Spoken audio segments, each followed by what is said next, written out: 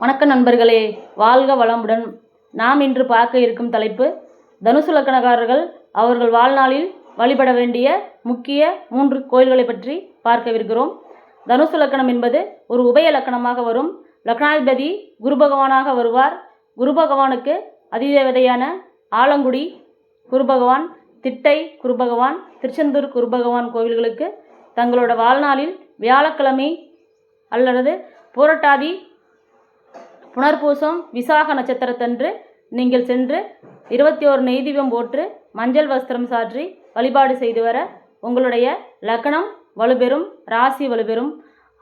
அதேபோல் கேரளாவில் உள்ள குருவாயூரப்பன் கோவிலுக்கு புரட்டாதி நட்சத்திரம், விசாக நட்சத்திரம் அன்று நீங்கள் சென்று வழிபாடு செய்து வர உங்களுடைய லக்னம் மிகப்பெரிய வலிமையடைந்து நீங்கள் சிறப்பாக செயல்பட உங்களுக்கு வழிவகுக்கும். தனுசு லக்னக்காரர்களுக்கு 5ஆம் இடமாக மேசராசி வருவதனால், மேசராசி ஒரு நெருப்பு ராசி என்பதனால் அதற்கு முருகப்பெருமானே செவ்வாய் பகவானும் முருகப்பெருமானும் அதிதேவதையாக வருவதனால் முருகன் கோவிலுக்கு செவ்வாய்க்கிழமை இல்லை என்றால் கிருத்திகை என்று சென்று வழிபாடு செய்து வர உங்களுக்கு முருகனோட அருளும் உங்களுடைய பூர்வ புண்ணியமும் பரிபூர்ணமாக செயல்படும். உங்களோட 5ஆம் இடம் முருகப்பெருமான் என்பதனால் அது பழனி முருகன் கோவிலுக்கு சென்று வழிபாடு செய்து வரலாம்.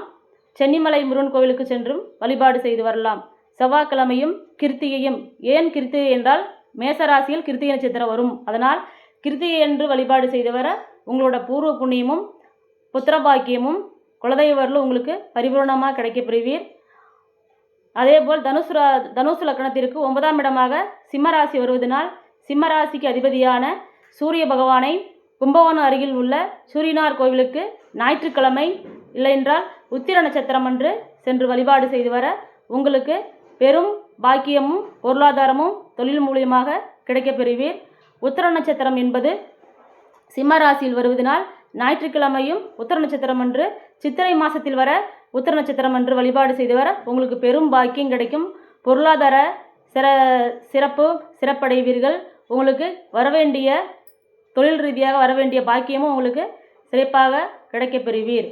இந்த தனுசு லக்னம் உபய லக்னம் என்பதனால் உங்கள் வாழ்நாளில் லக்னாதிபதி கோவிலுக்கும் பூர்வ புண்ணியாதிபதி கோவிலுக்கும் பாக்கியாதிபதியான கோவில்களுக்கும் இந்த 3 கோவில்களுக்கும் சென்று வழிபாடு செய்து வர, வருடம் ஒரு முறை சென்று வழிபாடு செய்து வர எவ்வளோ பெரிய கஷ்டம் வந்தாலும் உங்களுக்கு அது இந்த லக்னமும் 5ஆம் இடமும் பூர்வ புண்ணியமும் உங்களுக்கு வலுப்பெற்று எவ்வளோ பெரிய பிரச்சனையும் திருத்திவிடும். உங்களுக்கு வாழ்நாளில் பெரும் பாக்கியம் கிடைக்க இந்த 3 கோயில்கள் அதிதேவதைகளும் உங்களுக்கு உதவுவார்கள். வாழ்க வளமுடன்.